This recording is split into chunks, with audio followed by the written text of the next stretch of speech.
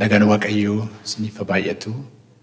Bakka nagaadhaan gara mana Waaqayyoo, gara Waaqayyoo isa jiraataa waaqeffachuudhaaf dhuftanii ayyaanni Waaqayyoo hunduma keenyaaf nuuf baay'atee har'as fuula Waaqayyoo fuula isa jiraataa duratti akka kanatti argamnee Waaqayyoon akka galateeffannu, Waaqayyoon akka waaqeffannu, akka Waaqayyoon isa kadhannu yeroo eebbifamaa kana sanuuf kennee Waaqayyo abbaa keenyaaf galanni isaaf haa ta'u. Ameen. Sagada keenya guyyaa har'aa maqaa Waaqayyo abbaatti, kan ilmaatti, kan hafuura qulqulluu Waaqayyo tokkoon jalqabnaa. Ameen. Maqaan Waaqayyo iddootti waamame achitti Waaqayyo ulfinaan jira. Waaqayyo jiraachuu duwwaa otoo hin ta'in ulfinni isaa jiraachuu, Waaqayyo hojiirra jiraachuu, harki Waaqayyo hojjechuudhaaf iddoo sanatti jiraachuu isaadha. Kanaaf Gooftaan keenya Yesuus Kiristoos lama sadii taatanii iddoo isin maqaa kootiin walitti qabamtanitti achi gidduutti nan argama inni jedhe dubbiin isaa amanamaadha. Kanaaf isa kana yaadaa yeroo kana yerootti Waaqayyoon kadhannu ta'a. Akkuma beeksifamee guyyaan har'aa guyyaatti Waaqayyoon kadhannudha. Wanti addaa wanti ta'uu jechuun wanti jijjiiramu hin jiru, garuu caalaatti yerootti Waaqayyoon kadhannu keessumaa yeroo sagantaa guddaa fuula keenya dura jira deemu isaaf qophoofnu Waaqayyo Gooftaa keenya ittiin kadhannu ta'a. Kanaaf dubbii Waaqayyo keessaatii Macaafaa Seenaa Baraa isa lammaffaa boqonnaa 7 lakkoofsa 14-15 akka lixaa ittiin kadhata keenya irraa ittiin jalqabnu dubbiseenii isa boodaa gara sagantaa seeraa isa waaqeffannaa keenyaatti ittumaan itti fufna. Macaafa Seenaa Baraa isa lammaffaa boqonnaa 7 lakkoofsa 14-15 irraati maqaa Gooftaa keenya maqaa Yesuusiin dubbisaa akkas jedha. Sabni koo warri dhuunfaa koo ta'an kun gad of deebisanii anaa barbaaddatanii karaa isaanii isa hamaarraa deebi'anii yoo na kadhatan ani Waaqarraa isaaniif nan dhaga'a. Cubbuu isaanii isaaniif nan dhiisa, biyya isaaniis nan fayyisa. Iji koo gara kadhata iddoo kanatti kadhatamuu hin ilaalaa, gurri koos isan dhaggeeffata. Ameen. Kakuu guddaa. Mootichi Salamoon mana qulqullummaa isa seena qabeessa isa ulfinaa sana yeroo ijaaree fixetti kakuu Waaqayyoo bara sana keessatti kakatedha. Kakuu guddaadha kun. Kakuun kuniif iddoon waaqeffannaa kun hamma har'aatti, hamma guyyaa har'aatti seenaa keessattis akkuma sanatti jira. Qabeettanii achirratti wal loluu hamma har'aatti jeequmsi Midilistii keessa jiru, Israa'elii fi Filisxeem keessa inni jiru waa'ee masa dubbii kanaati. Waa'ee kakuu kanaati. Kanaaf bara sana keessa inni jalqabee ammayyuu jiraatadha jechuudha. Kanaaf sabni kakuu Waaqayyoo qabuuf Waaqayyo dubbii kana dubbate. Kanaaf dubbiin kun ergaa gurguddaa of keessaa qaba. Meera deebiseen dubbisa kadhata keessa taanee hafuura kadhataa isa Waaqayyo nu abdachiise. Kakuun Israa'el isheen haaraan waldaa kiristaanaati. Manni qulqullummaa inni haaraan inni Kiristoos Yesuus du'uu isaatiif du'aa ka'uu isaatiin deebisee dhaabee jireenya koof jireenya keessanii. Kanaaf kakuu Waaqayyo kakate kanarra deebisee dubbiseen ittuma fufna. Sabni koo warri dhuunfaa koo ta'anii gad of deebisanii ana barbaaddatanii karaa isaanii isa hamaarraas deebi'anii yoo na kadhatan preconditionii qaba. Yoo na kadhatanii ani immoo Waaqarraa isaaniif nan dhaga'a, cubbuu isaanii isaaniif nan dhiisa, biyya isaaniis nan fayyisa. Haleluuyaa. Iji koo gara kadhata iddoo kanatti kadhatamuun ilaala. Iji Waaqayyoon ilaala. Yeroo kana akkas ta'u sabni Waaqayyoo akka kanatti akka yaada Waaqayyootti yeroo sabni Waaqayyoo fuula Waaqayyoo duratti dhiyaatu immoo Waaqayyoo akka jedhe iji koo gara kadhataa iddoo kanatti kadhatamuun ilaala. Garaan koos gurri koos isan dhaggeeffata. Iji Waaqayyoo ilaala, gurri Waaqayyoos hin dhaggeeffata. Hallelujah. Sanuuf kakatiisa jiraataa ta'e Waaqayyo keenya kana hundumti keenya ol kaanii dhaabannee yeroo mee hafuura kadhataa keessa ta'aati.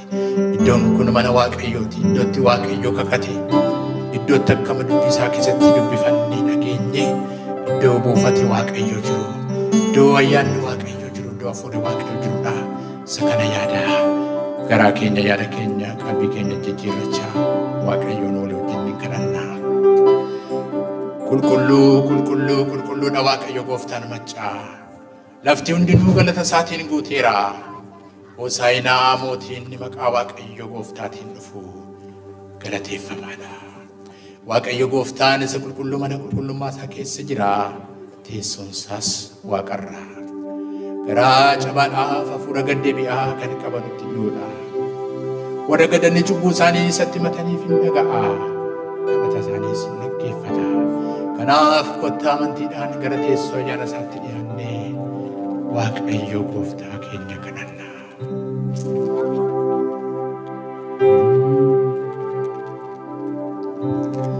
Jireenya kiyya harka Waaqa keessa, eebbe kiyya harka Waaqayyo keessa. Jireenya kiyya harka Waaqa keessa, eebbe kiyya harka Waaqayyo keessa. Jireenya kiyya harka Waaqa keessa, eebbe kiyya harka Waaqayyo keessa. Isatu na guddisa, isa na jiraachisa. Isatu na geggeessa, isa na jiraachisa. Mee warri isaa amanatanii isa jedha. Isatu na guddisa, isa na jiraachisa. Jireenya kiyya harka Waaqa keessa, eebbe kiyya harka Waaqayyo keessa. Jireenya kiyya harka Waaqa keessa, eebbe kiyya harka Waaqayyo keessa.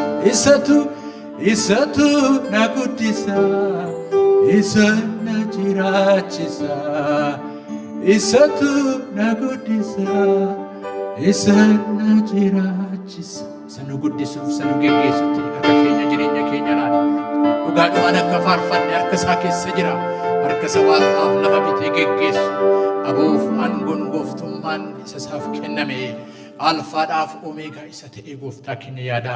Walii wajjin inni Waaqayyoon yerootti kadhannu ta'a.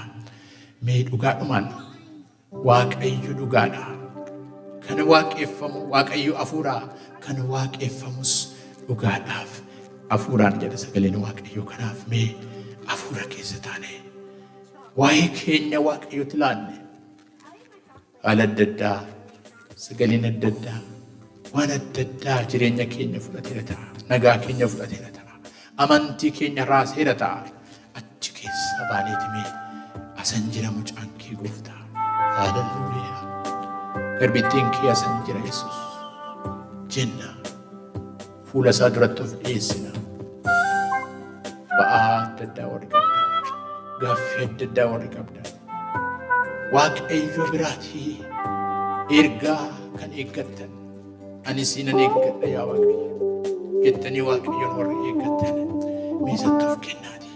Isarratti of gataati akka dubbii isaatti kakate. Isa jisaa iddoo kana lalaa jiru, isa gurri isaas iddoo kana dhaggeeffataa jiru. Waaqayyo keenya yaada. Waaqayyoon kadhanna.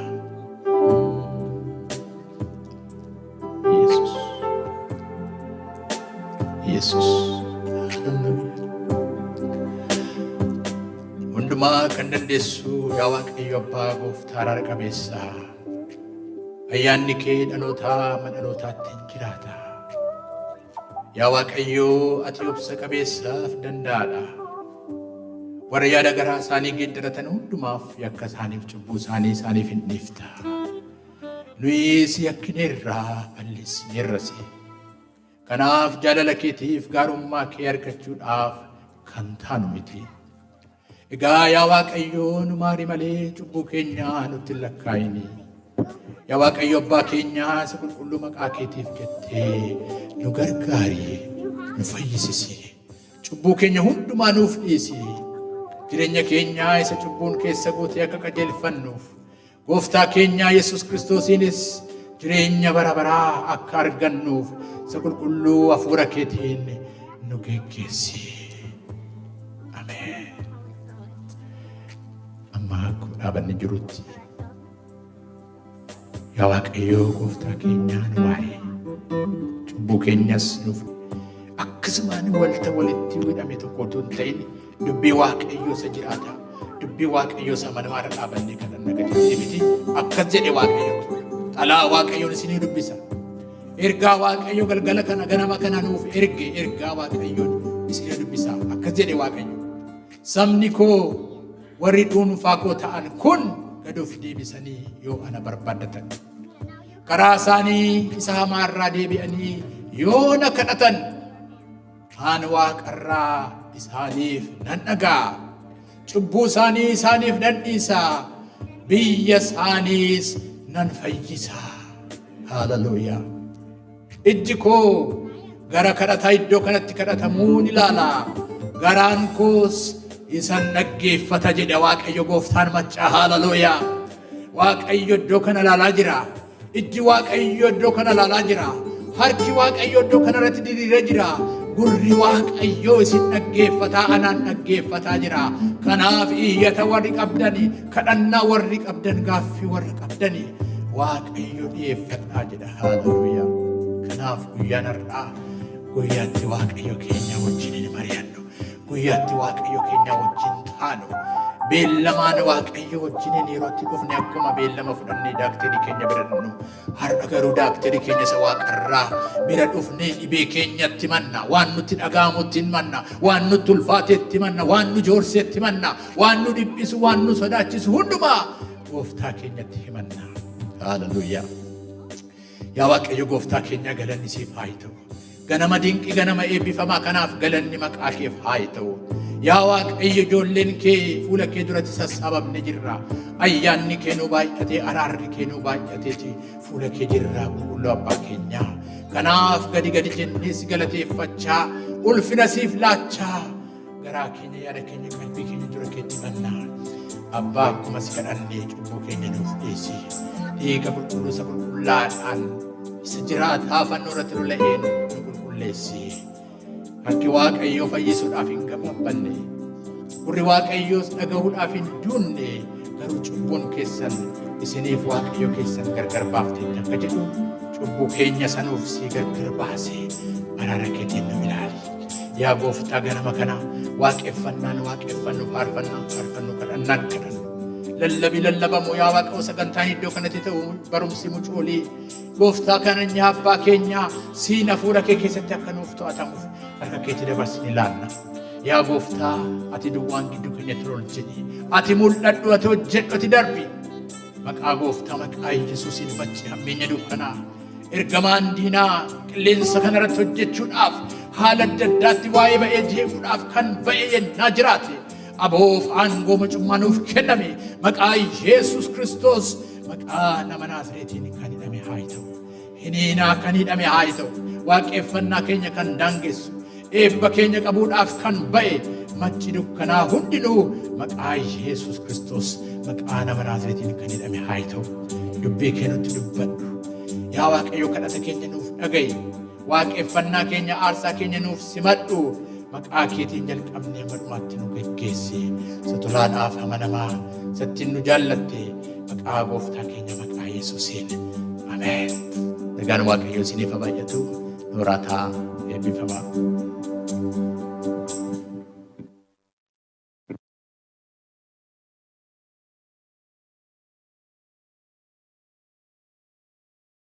Ammas irra deebi'een bakka nagaadhaan dhuftan isiniin jedhaa. Kadhata keessa warra dhuftanii bakka nagaadhaan gara mana Waaqayyoo dhuftanii waaqayyo abbaa keenyaa sanu gargaare sanu geggeessi galanni isaaf haa ta'u.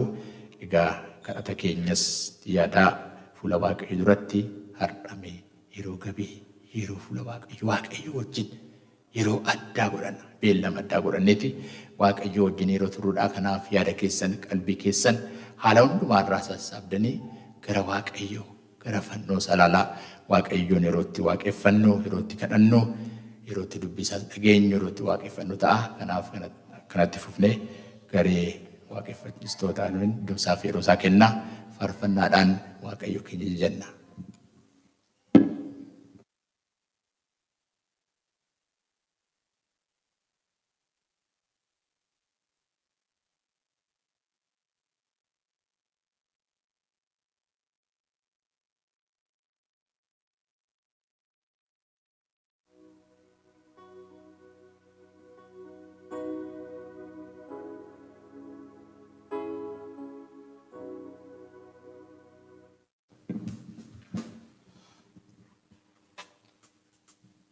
Nagaan waaqayyo isiniif haa ta'u.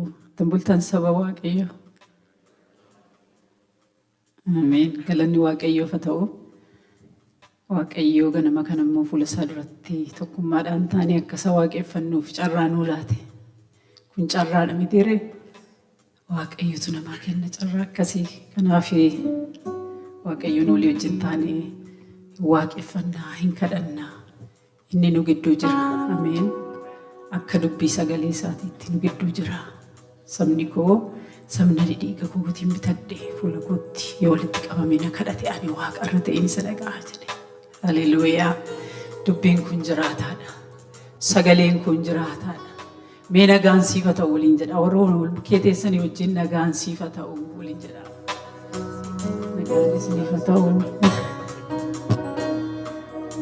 Akkuma isinii mijateetti waaqayyoon olii wajjin waaqeffannaa.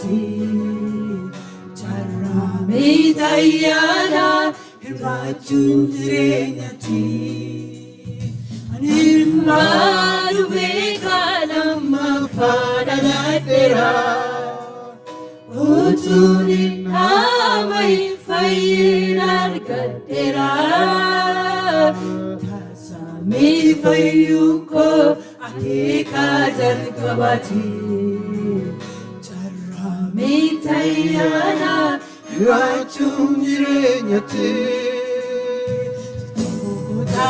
Kesiko Siti Bogota Karamko Sitara Garfata Situte Ulaga Fayinako Ulfatu Sitek Situko Bogota Siti Bogota Kesiko Siti Bogota Karamko Sitara Garfata Situkute Ulaga Fayinako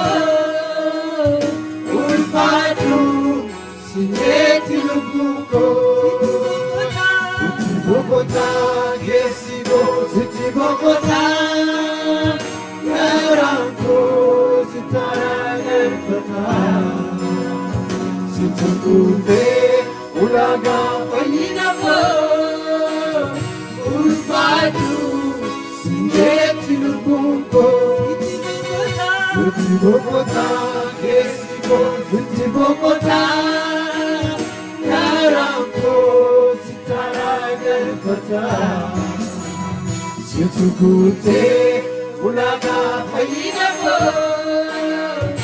Ulfatu Sineti Lubuko Sabaramale Naftin Nesa Jalatu Naparamiti Wakarra Ergetu Anamiti Merka Wanunda Kava Kananiti Boru Abba Sabaramale Naftin Nesa Jalatu Naparamiti Wakarra Ergetu Ananiti Merka Wanunda Kava Kananiti Boru Bogota, Gesigo, Siti Bogota, Karamko, Sitara Garfata, Situkute, Ulaga Fayinako, Ulfatu, Sineti Lubuko, Ayana, Bangute, Nabulate Puriko, Kanavanta Samparu, Intalta Tetapiko, Ayana Fugangute, Nabulate Puriko, Kanavanta Samparu, Intalta Tetapiko, Ayana Fugangute, Nabulate Puriko, Kanavanta Samparu, Intalta Tetapiko, Ayana Fugangute, Namulate Puriko, Kanavanta Samparu, Intalta Tetapiko, Siti Bogota, Gesigo, Siti Bogota, Yaranko, Sitara Garfata, Situkute, Ulaga Fayinako, Ulfatu, Sineti Lubuko, Siti Bogota, Gesigo, Siti Bogota, Yaranko, Sitara Garfata, Situkute, Ulaga Fayinako, Ulfatu, Sineti Lubuko, Ayana Fugangute, Namulate Puriko, Kanavanta Samparu, Intalta Tetapiko, Ayana Fugangute, Namulate Puriko, Kanavanta Samparu, Intalta Tetapiko, kute namuna tefuriko kanafan tasambadu intaltam dadabiko Siti Bogota kesiko Siti Bogota Daranko sitara garfata Situ kute ulaga fayinako Ulfatu Siti lubuko Siti Bogota kesiko Siti Bogota Daranko sitara garfata Situ kute ulaga fayinako Ulfatu Siti lubuko Safaramale nafke nesajallatu Rafaramiti wakarra ergetu Anamiti deka warundan kabar Anamiti boru abba Safaramale nafke nesajallatu Rafaramiti wakarra ergetu Anamiti deka warundan kabar Anamiti boru abba amanama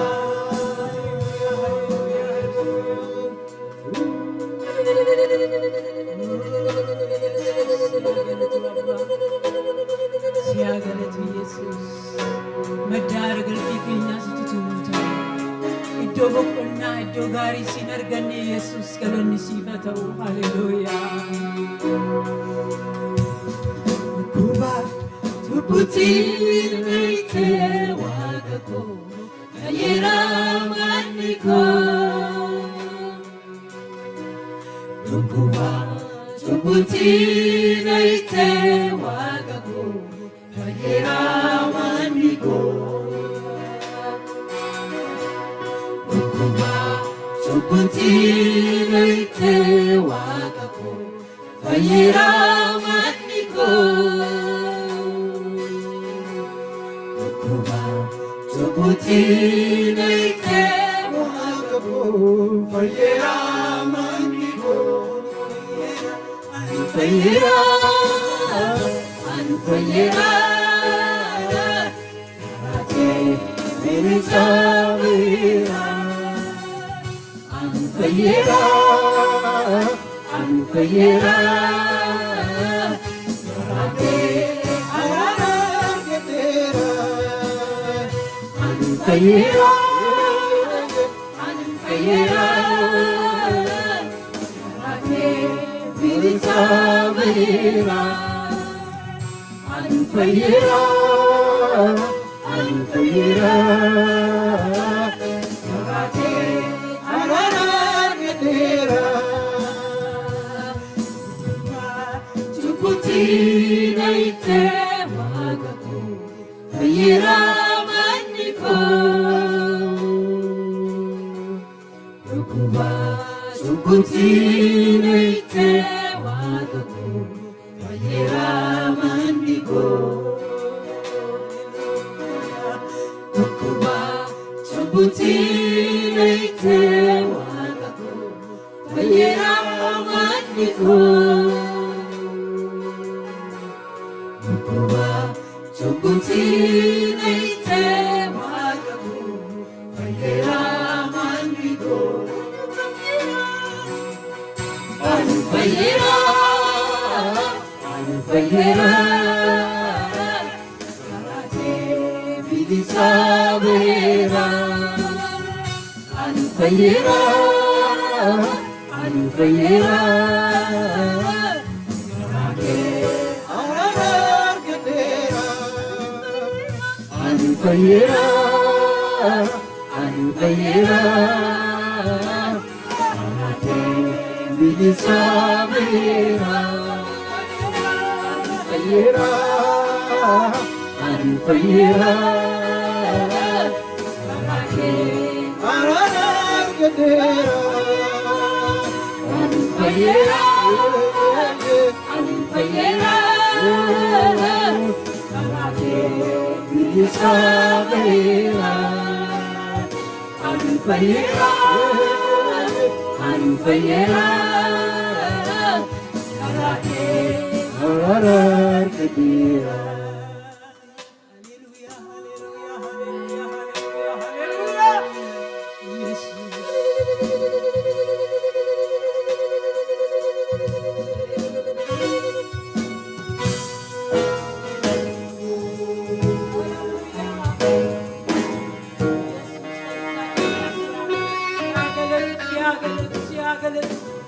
Ati fayyisa keenya, ati qoricha keenya, ati jireenya keenya, ati abdii keenya isa bara baraati, ati jaalallee keenya isa sirriidha Yesuus. Galanni bara baraan siif haa ta'u, ulfinni bara baraan siif haa ta'u. Hallelujah. Saba kee gidduutti ulfeeffami, saba kee gidduutti jajami, saba kee gidduutti waaqeffami. Waaqayyo galanni siif haa ta'u. Hallelujah. Ni wangari nubiadi Yesus ya galatu.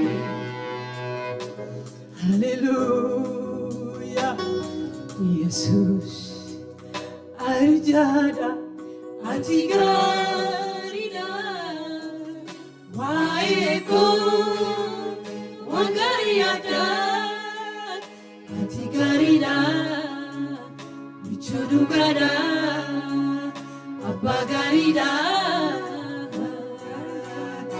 arjada atigarida waeko wangariada atigarida bichurugada abagarida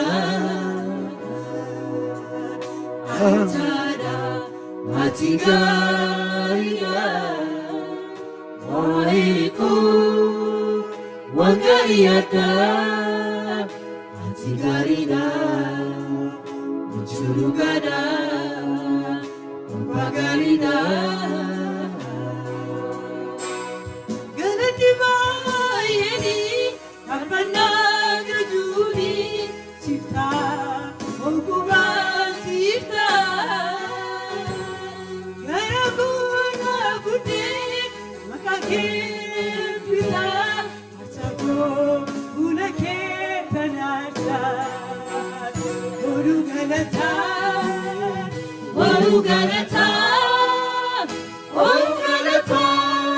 Motimota Kabdu fakati Enu sigita Atina fadai Garang koti jalata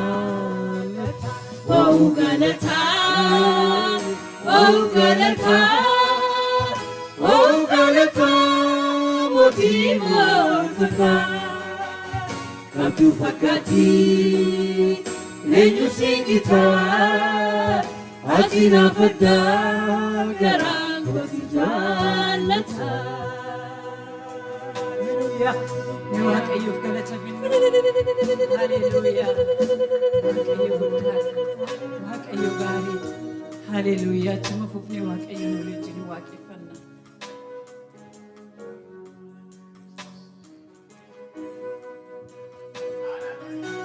Hafuruma kana keessanii waaqayyoon ni waaqeffanna gabaabsine.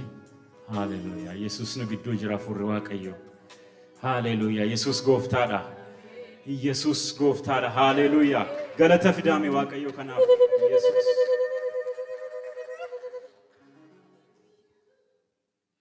Hallelujah. Waaqeffamuun hin ta'a obboloota koo. Yesus samirga abbaa ulfinaan jiru kanaaf. Eeyyee fannoorra hin jiru mama. Boolla keessa gadiis hin jiru. Ulfinaan mirga abbaa taa'e. Hallelujah. Barabaraan sagadamaa fi barabaraan waaqeffatamaa. Ulfinaan gadi jedhamee qulqulluutiin jedhamaa. Barabaraan jiraata. Isa kanaaf ulfina ta'u fidaamee obboloota koo. Hallelujah. Yesus. Oh, Yesus.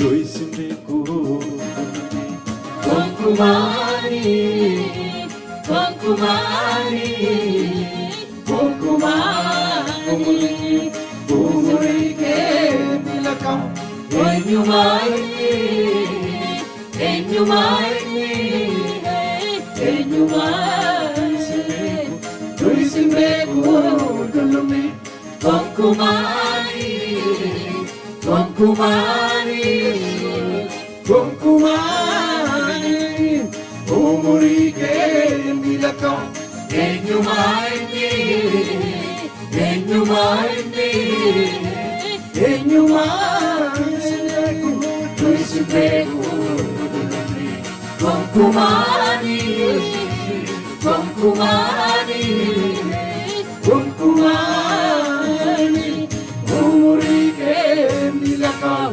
Enyumani, Enyumani, enyumani Mani sikitesa inni ture kalesa Arrajosa Gedisa, Kanavasiwe, Mani sikitesa inni ture kalesa Arrajosa Gedisa, Kanavasiwe, mali sikitesa inni ture kalesa Arrajosa Gedisa, Kanavasiwe, Kanavasiwe, Kanavasiwe,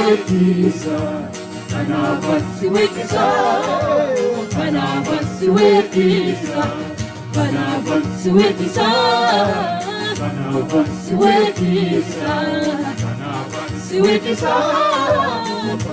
Kanavasiwe,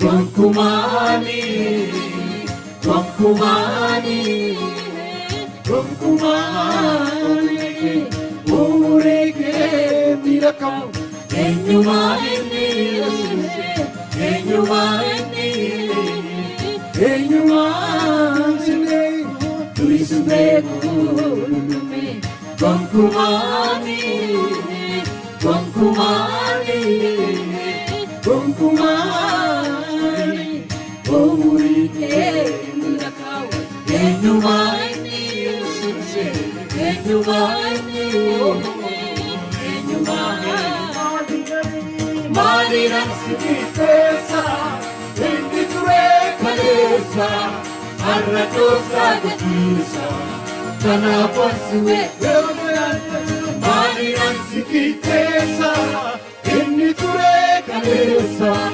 Arrajosa Gedisa, Kanavasiwe, Kanavasiwe, Kanavasiwe, Kanavasiwe, Kanavasiwe,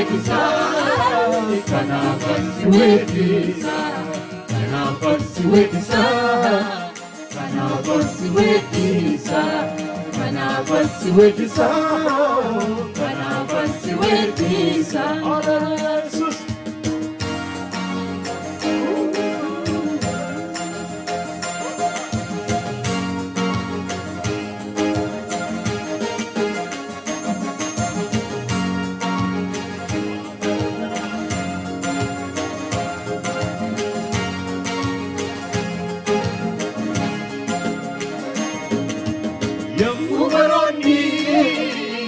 Barootatti walnaatu, fuula keerra takkaasi, tullumni mul'atu. Yemmuu baroonni barootatti walnaatu, fuula keerra takkaasi, tullumni mul'atu. Fuulli kee haaraadhaarayyuu, fuulli kee haarayyuu, fuulli kee haaraadhaarayyuu. yemmuu baroonni barootatti walnaatu, yemmuu baroonni barootatti walnaatu. fuula keerra takkaasi, tullumni mul'atu.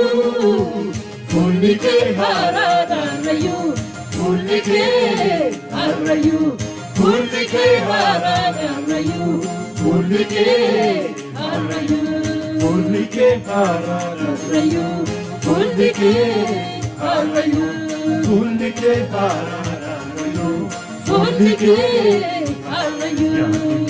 Anarajira, yanike anarajira, yanike anarajira, yanike anarajira, yanike anarajira, yanike anarajira.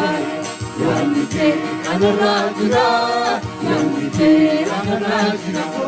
Muftagatira nabizate, jalatu tanna jalate.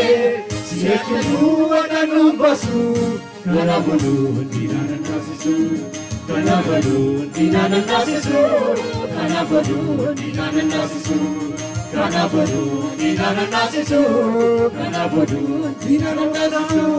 Muftagatira nabizate, jalatu tanna jalate. Siyechu ananu basu, kanabulu dinana nasisu, kanabulu dinana nasisu, kanabulu dinana nasisu, kanabulu dinana nasisu, kanabulu dinana nasisu. Hallelujah, Jesus. Hallelujah, hallelujah, Jesus. Akkas jenname sagalee keenya suuta. Ani sunuko mego, amma fuudhuti gofogo, amma andara lafati, annu gaabatu gofati. Ani sunuko mego, amma fuudhuti gofogo, amma andara lafati. Annu gaabatu gofati. Dorsi sadina sadatu, Jesus na vina koti. Dukkani se na jirate, Jesus na vina koti. Ifakoti, ifakoti, ifakoti, ifakoti. Sunagomeko, amma fuudhuti gofogo, amma andara lafati, annu gaabatu gofati. Ani sunagomeko, amma fuudhuti gofogo, amma andara lafati. Annu gaabatu gofati. Dorsi sadina sadatu, Jesus na vina koti. Dukkani se na jirate, Jesus na vina koti. Ifakoti, ifakoti, ifakoti, ifakoti.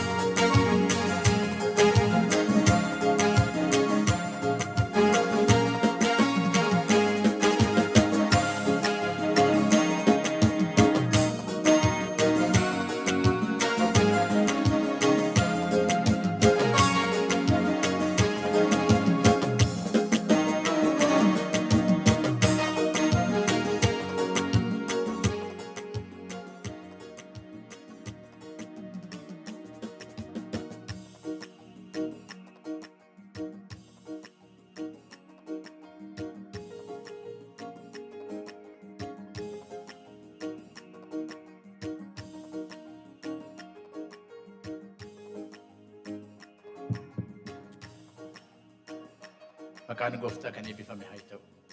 Ameen. Hallelujah. Jiraachaa nu jiraachisee Waaqayyo keenyaaf meelillee farka keenya walitti dhukuudhaan caafone. Hallelujah. Ameen, ameen, ameen, ameen. Galanni isaaf haa ta'u. Maqaan Waaqayyo kan eebbifame haa ta'u. Isa bira dullumni hin jiru. Hundumaa geeddara, hundumaa dabarsa. Ofiisaa bara baraan jiraata maqaan isaa eebbifamu.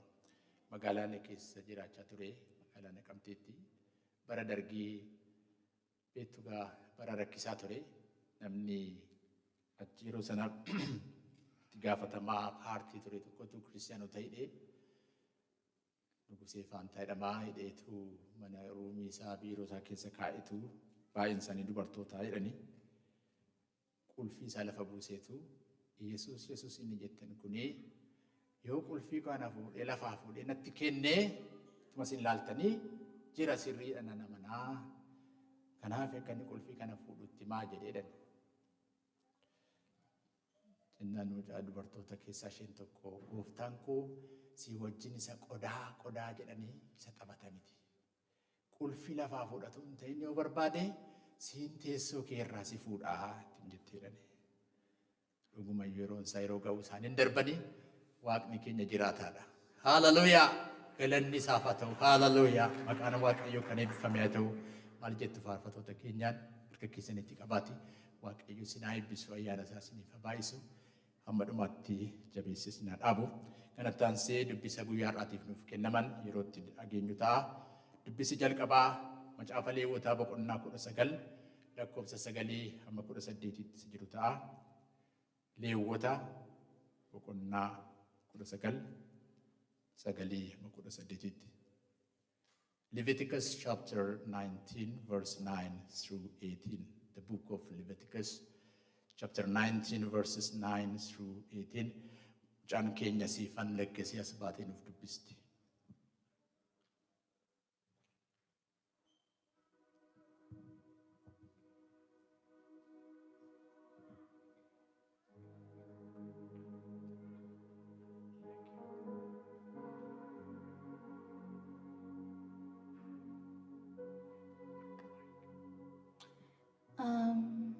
When you harvest the crops of your land, do not harvest grain along the edges of your fields, and do not pick up what the harvest drop. It is the same thing with your grape crop. Do not strip every last bunch of your grapes from vines, and do not pick up the grapes that fall to the ground. I leave them for the poor, and forgive living among you. I am the Lord your God. Do not steal, do not devise or cheat on one another. Do not bring shame on the name of your God by using it to swear fleshly. I am the Lord. Do not defraud or rob your neighbor. Do not make your hired workers wait until the next day to receive their pay. Do not insult the deaf or curse the blind to stumble. You must fear your God. I am the Lord. Do not twist justice in legal matters by favoring the poor or being partial to the rich and powerful. Always judge people fairly. Do not spend slanderous gossips among your people. Do not stand idly by when your neighbor's life is treated. I am the Lord. Do not nurse haters in your heart for any of your elevations. Confirm directly so you will not be held guilty for the sin. And do not seek revenge or bear a grudge against a fellow Israel, but love your neighbors as yourself. I am the Lord.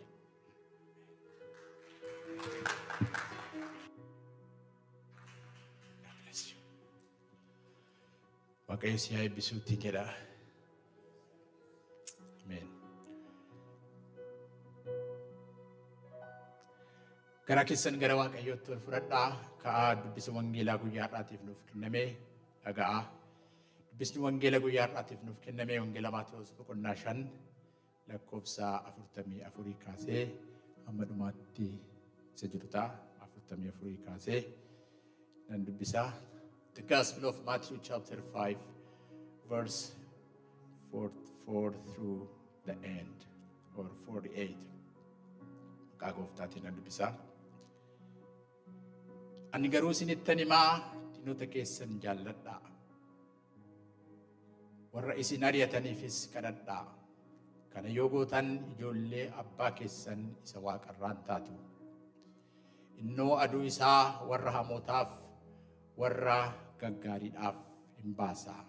Bokkaasaas warra qajeelotaaf warra jallootaaf hin roobsa. Warra isin jaallatan duwwaa yoo jaallattan gatii maalii argattu ree? Warri sodaa Waaqayyoo hin qabneyyuu akkasuma hin godhu miti ree? Obboloota keessan duwwaa hoo'iftanii nagaa yoo gaafattan warra kaan caalaa maal faa gootu? Warri saba Waaqayyoo hin ta'iniyyuu akkasuma hin godhu miti ree?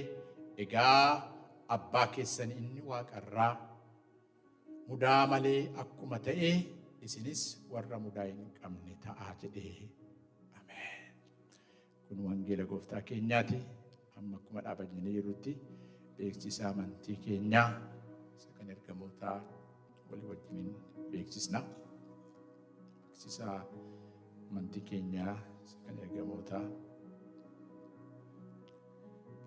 Annan amanaa hundumaa kan danda'u Waaqayyo Abbaatti, uumaa waaqaaf lafaatti, tokkicha ilma isaa Yesuus Kiristoos gooftaa keenyatti kan ulfeeffamee hafuura qulqulluudhaan kan dhalatees Maariyaam durbarraa, kan dhiphates bala Philaaxoos Pheenxenichaatti, kan fannifames, kan du'es, kan awwaalames, si'oolittis kan gadi bu'ee, guyyaa sadaffaattis du'aa kan ka'e, gara waaqaatti kan ol ba'e, hundumaa kan danda'u gara mirga Waaqayyo Abbaa kan taa'e, achis kan deebi'u warra jedhaniif warra du'anitti faraduudhaaf.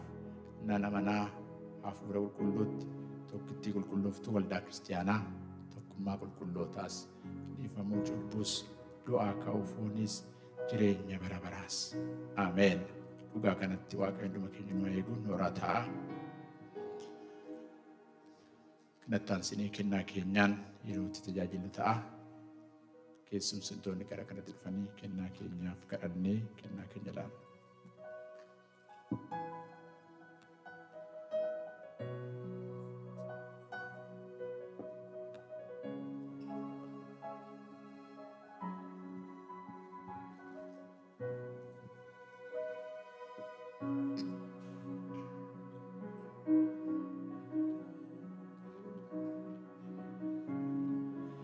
Akkuma kanaan dura goonuu isaa ilaannu harkatti qabannee, isa yaanne garaatti qabannee Waaqayyoon kadhanna.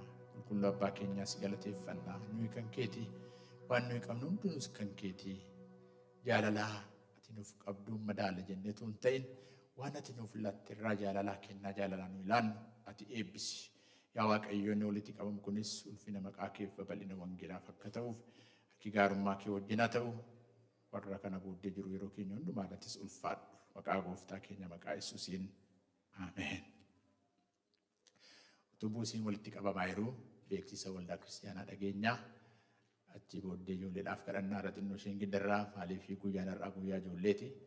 Lubni ijoollee wajjin waan turaniif beeksisa nu beeksisanii ijoollee fudhatanii deemu beeksisa dhageenya.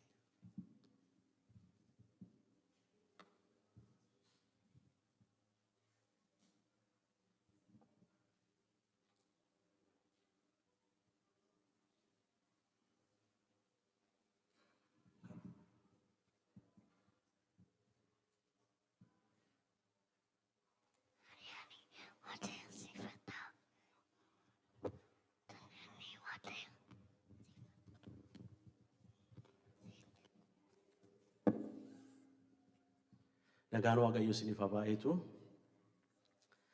Egaa kennaan sassaabamaa jiru announcement beeksisa dubbachuun sirriitti akka dhageenya akkasiin hin goone sirriitti na dhaga'a. Beeksisa baay'eetu jira. Yeroo dubbisni duraa sun dubbifamu sagalee sana yaadadhe bara dheeraa duraa nama tokkotu TP'n dubbii Waaqayyo keessa jiraayii naan jedhe. Innaa takka turee immoo deebisee of isaati ani shuurii midii jennaan jiraanaan jedhee dubbisa saarraa kana natti hime. Amma dhumaatti hin haamiini, amma dhumaattis hin sassaabiin isa jedhu baasee natti agarsiise dhugaadha. TP'n macaafa qulqulluu keessa jira jechuudha. Isa booddee yaaddi koon geeddarame. Yeroo silaa geessaniitu jedhee ilaalaana ture laba waan hin taaneef hin dubbadhu isaa. Baga nagaan dhuftanii Waaqayyo immoo guyyaa haaraa kanaa jireenya keenya irratti dabalee amantoota wajjiniin iddoo kanatti waaqeffachuu danda'u keenyaaf isa deebisnee ammas hin galateeffannaa. Keessummoota jalqaba simannaa keessummoonni nu gidduu jiru taanaan lafa jirtanii kaatanii akka nu dubbistan isin gaafanna. Keessummoota fiddanis kan dhuftanii waldaa wajjin wal barsiisaa. Harka natti agarsiisaa jirtu argaa hin jiru. Kanaaf gara beeksisaatiin darbaammasii. Sagantaan dhaabbataa isinitti himuu sa'aatii baay'een fudhadhu asirrattis jira. Egaa warri manaa iddoo fagoodhaas biyya hundumaa iddoo baay'eetiin ilaalu waan ta'eef sanbata guddaa inni ganama jiru ammas itti fufee jira. Sanbata sa'aatii 10 walakkaadhaa kaasee amma 12 walakkaatti inni jiru jira. Kadhannaan keenya inni ganama sa'aatii 9 walakkaadhaa kaasee sanbata barii iddoo kanatti ta'us jira. Akkuma jirutti akkasumas kadhannaan torban keessa ta'an itti fufanii jiru. Kadhannaan addaa isinitti himama dhiyoo kanaa amma konferensiin ga'utti ganama inni ta'u Monday, Wednesday fi Friday qofatu hin ta'in torban guutuu hin ta'a dhiyootti isinitti himna. Sagantaan addaa akkuma beeksisaa turre torbanii kaleessaa July 5 fi keessummoota hin ta'in miseensota haaraa 6 as isa duras utuu waliin asitti waldaatti kan hin beeksifamne isinii yerootti simannu ta'a waan ta'eef jaarsolii wajjiniin wal argitu Juulaay 5 torban kaleessaa jechuudha sa'aatii 10 walakkaa amma sa'aatii 11 walakkaatti asitti wal wajjiniin dabarsinaa waa'ee waldaa seera waldaa tajaajila waldaa hundumaa yeroo isin beeksisnu ta'a. Boorumtaasaa torban har'aa kennaa qulqulluudha. Isarratti immoo amantoota wajjiniin miseensota keenya warra haaraa wal barsiisna waan ta'eef inni akkuma jirutti ta'a. Warri maqaa keessan lubatiin kennine ammas akka kennitan maqaa gooftaatiin isin gaafanna. Akkasumas torban har'aa kennaa qulqulluudha waan ta'eef qophaa'aatii kottaa. Guyyaan har'as akkuma dubbatame guyyaa kadhannaati konferensiidhaaf isin kadhannaa akkasumas immoo sanbanni ni ji'a dhumaarra jiru waldaa keenyaa fi biyya keenyaaf yeroo itti kadhannudha keessumaa biyya keenyaaf akkasumas dhumarratti yeroo baanu balbala irratti warri asharsii contributionii buusii namoota gargaaramaniif hin sassaabu kanaaf waanuma qabdaniin akka qophooftan isin gaafannaa. Building komiteen kuni baay'ee addaa qindeessituu konferensii building komitees walumatti Juulaay 12 sa'aatii 8 torban lamaan kaleessaa Juulaay 12 sa'aatii 8 kaasee mana kanaa ala kanaa yeroo sirriitti itti qulqulleessinu deep cleaningii egaa konferensiin torbanuma sana ta'a waan ta'eef kana kaalandarii keessan irra kaa'aa warri hojii hojjetan yoo dandeessan yeroo keessan gumaachitan kanaaf baay'ee gaariidha waan ta'eef Juulaay 12 torban lamaan kaleessaa sa'aatii 8 kaasaati iddoo kanatti mana kana deep cleaning goonaa alaa marga haamnaa moo goonaa akkasumas immoo suphaa xixiqqoo meentanansii xixinnoo waldaa keessa jiranii alas kan jiran hin goona waan ta'eef kana utuu irraanfatiin torban lamaan kaleessaa sa'aatii 8 kaastanii iddoo kanatti argamtanii hojii kanarratti akka bobbaatanii maqaa gooftaatiin isin afeeraniiru isin afeerraa torban dhufus moora deebinee dubbanna amma garuu kaalandarii keessan irra kaawwadhaa. Akkasumas immoo security komiteeni nagaaf eegumsa waldaa keessatti amma waan baay'ee fooyyessanii jiru argaa jirtu namoonni maqaa keessan kennisanis jirtu. Amma Noovembar 11tti nama lama saandee sarviisiidhaaf maqaa kennitaniitu waaqayyo isin haa eebbisu isaanis isin yaadachiisu itti fufaatii namoonni isa booddee itti fufuu barbaadanii maqaa keessan kennaa. Speeshaalii immoo asirratti baasu jedhee yaadeen ture baasa konferensiidhaaf nama baay'eetu barbaadama. Guyyaa tokko keessa seekshinii baay'eetu jira guyyaa konferensii Saturdays, Fridays, Sundays. Thursday galgalasi namootatu barbaadama.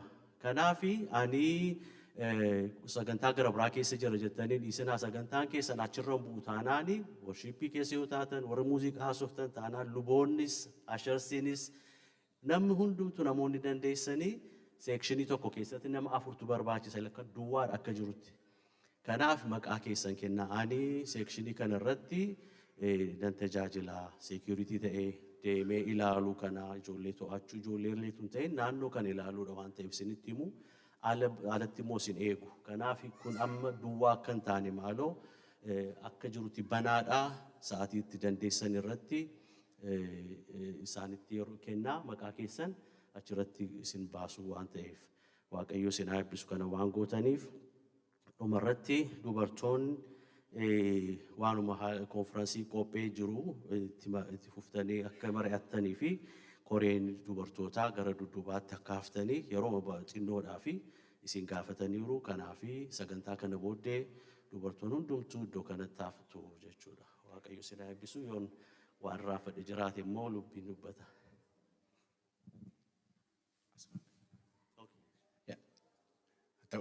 Now it's time for the kids and the youth pray for you. Please come forward.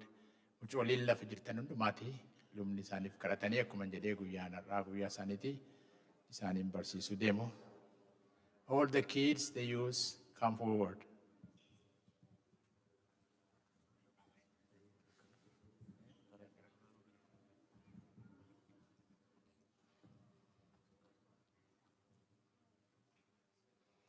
Jaatti isaa tokko ijoolleen luboota wajjiniin dabarsu luboonni hundumti keenya isaanii wajjiniin dabarsina waan ta'eef har'a sagantaa sana qabu isaanii wajjin deemaanis akka lubbi dubbateetti.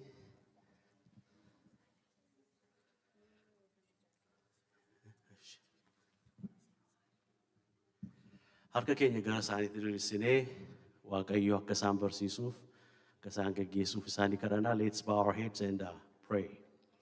Dear Heavenly Father, we thank you for bringing us here, for giving us opportunity to worship you with your people, and continue to bless us with these desires that we always want to come here and worship. And as we go now to our classes, be with us, open our eyes and our hearts, so that we see your glory and hear your voice. And help us also to shine the light to others who are in darkness. In Jesus' name we pray. Amen. Bifama, go to your class.